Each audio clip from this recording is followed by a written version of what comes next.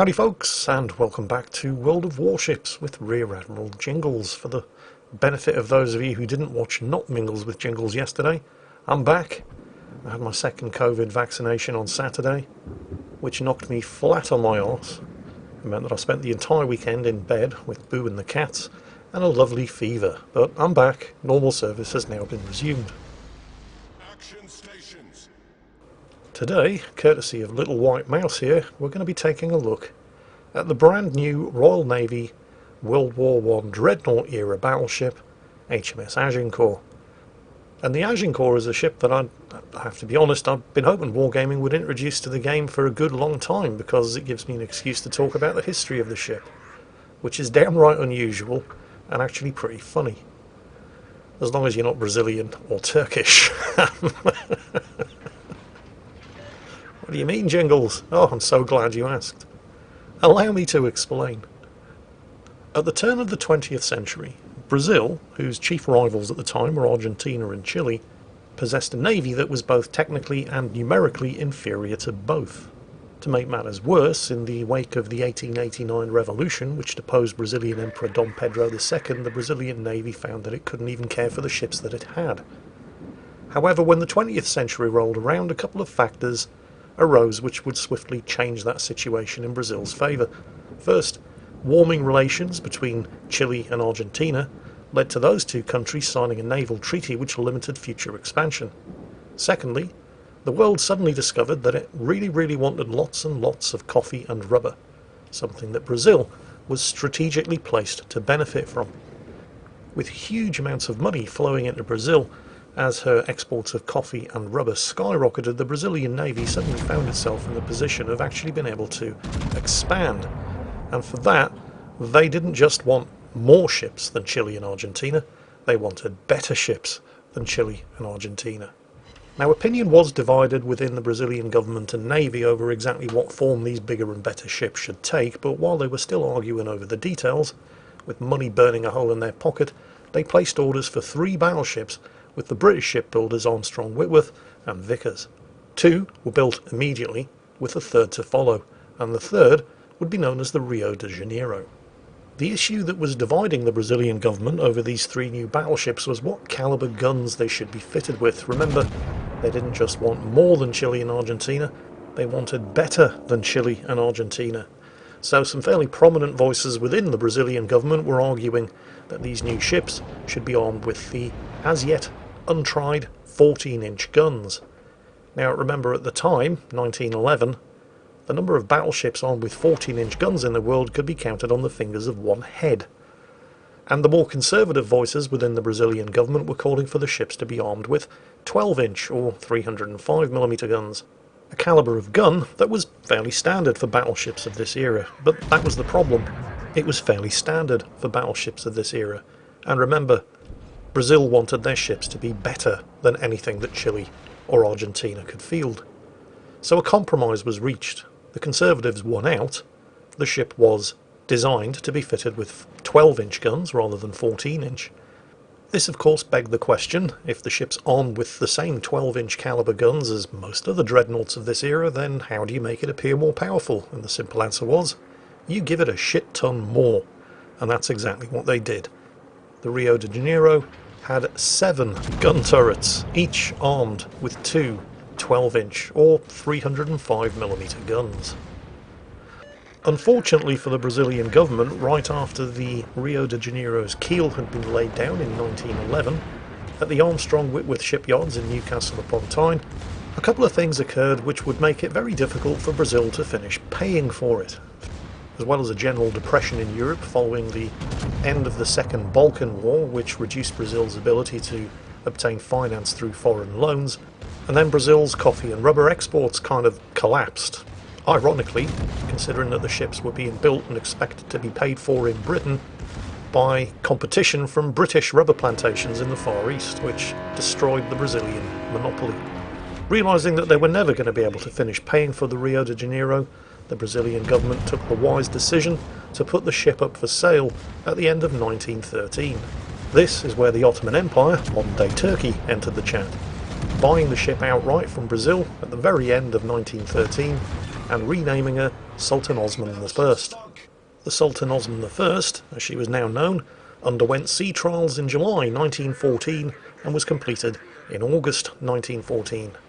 But something else happened in July 1914 that threw a little bit of a spanner in the works as far as the Ottoman Empire were concerned. You may have heard of it. There was a small skirmish that broke out in Europe at the time. It was known as World War I. At the time, it looked likely that if the Ottoman Empire were going to get involved in World War I, it wasn't going to be on the side of the British, which meant that the First Lord of the Admiralty had a tough decision to make. You might have heard of him too. His name was Winston Churchill. Taking the line that it probably didn't make a huge amount of sense to be building and supplying battleships to people that you're only going to have to fight later, Churchill ordered that the ship be seized, which was a lot more difficult than it might have sounded, especially given that the Turkish captain and 500 of his crew were already waiting in a transport on the River Tyne to take over the ship. The captain threatened to seize her himself and raise the Turkish flag, and Churchill ordered that this be prevented at all costs, using force if necessary. The thing is, there was actually a clause in the contract that allowed Britain to seize the ships, but only if Britain and the Ottoman Empire were at war at the time, and they weren't.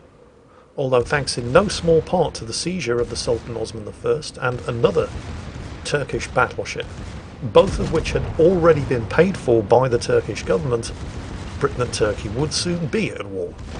Yeah, Churchill didn't really have a particularly good track record where the Ottoman Empire was concerned, did he? First this, and then Gallipoli.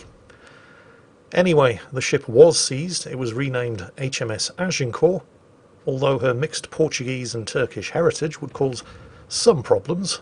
For any Westerner who doesn't know what one of those is, trust me, it does come as a bit of a culture shock. And the now British crew would very quickly have to learn at least some working knowledge of Portuguese, since most of the instruction plates and fittings on the ship were still in that language. They also had a bit of a problem actually putting a crew together for the ship in the first place, as the Royal Navy was more than a little overstretched at the time.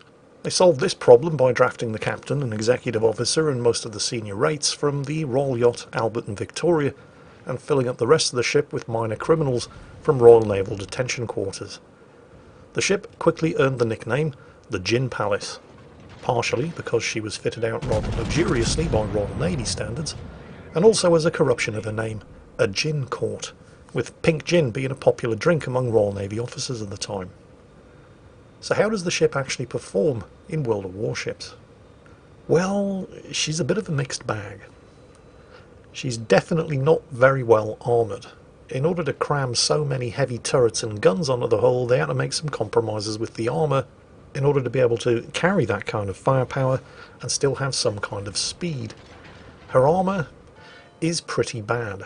She only has 19mm on the bow and stern, although she does have a 102mm icebreaker on the bow, which can catch you by surprise, but shouldn't be relied upon when bow tanking. Speaking of the speed, she may have battlecruiser armour, but she definitely does not have battlecruiser speed.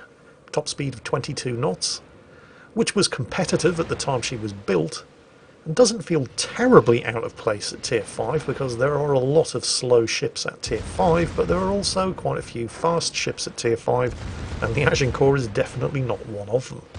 When she gets into a battle where she's up-tiered, however, and starts facing a lot of Tier 7s, this distinct lack of speed is really going to start getting painful. She also has no anti-aircraft firepower, and for once we're not just exaggerating. You know, when a ship has bad AA, people say, and she's got no anti-aircraft firepower, but in the case of the Agincourt, she really has no anti-aircraft firepower at all, in any shape or form. And she's Tier 5, so she's going to see both Tier 4 and Tier 6 aircraft carriers. And thanks to her terrible speed and horrifically big turning circle, she can't even just dodge. But what about the guns? I mean, she's got 14 of these 12-inch guns. Yes, she does.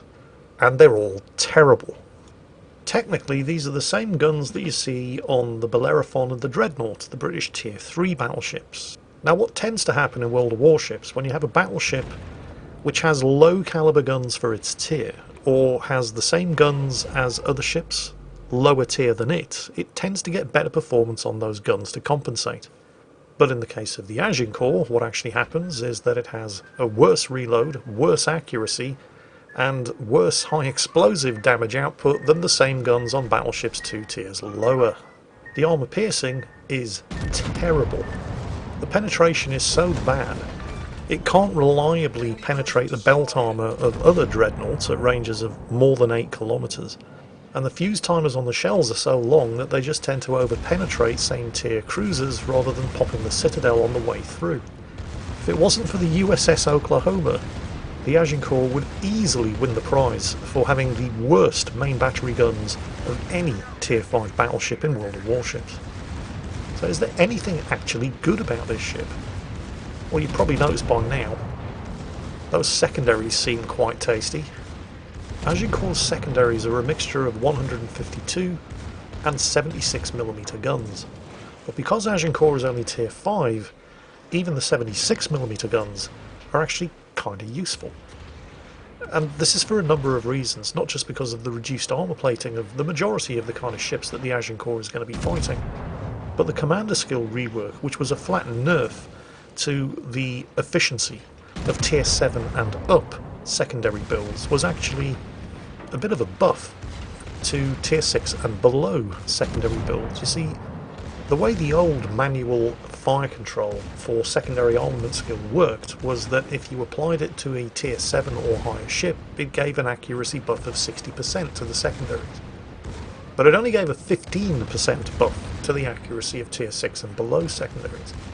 The new version of the same skill instead gives a flat 35% accuracy buff across the board, which is obviously a nerf if you're in a Tier 7 or higher ship, but, well, the Agincourt isn't, it's Tier 5. So instead it's enjoying a 20% accuracy buff over what it would have had prior to the commander skill rework. And the Agincourt has improved secondary accuracy on all of its secondaries, both the 76 and 152mm guns in the first place anyway, which, in combination with the manual fire control skill, gives this ship USS Massachusetts level of accuracy. The accuracy isn't the only important factor here though. As French battleship captains will attest, it doesn't make any difference whatsoever if you've got good accuracy on your 90mm secondaries if they don't have the range, the volume of fire or the penetration to actually do any damage. And this again is where the Agincourt ticks all of the boxes. With skills, signals and upgrades, the Agincourt's secondaries can reach out to 8.32 kilometres, which is far outside the range of most destroyer torpedoes at this kind of level. The 10 76mm guns have a 2.7 second reload, and her 14 152mm guns have a 4 second reload, so she's got the volume of firebox ticked as well. And because Agincourt is only Tier 5, the kind of armour plating present on ships at this kind of level is thin enough that even the Agincourt's 76mm secondaries can still be useful, allowing them to directly damage the hulls of all Tier 4 and 5 cruisers and destroyers, and even some of the light cruisers at Tier 6 and 7. With her 152mm guns being a threat to everything other than Tier 6 and higher battleships, and certain higher tier heavy cruisers. And even those targets that are not going to be taking any direct damage from the secondaries are still going to be getting set on fire by them, with a base 4% fire chance on the 76mm guns and a 12% fire chance on the 152mm guns. All of which means that while the Agincourt is a pretty terrible battleship, under the right circumstances, she's a hell of a lot of fun. The question, of course, is she worth it? Well, that depends on how you obtain her, because at the moment you can only get her by gambling on loot boxes. Which of course means that, depending on how lucky you are, she could easily end up costing you more than a Tier 8 premium battleship.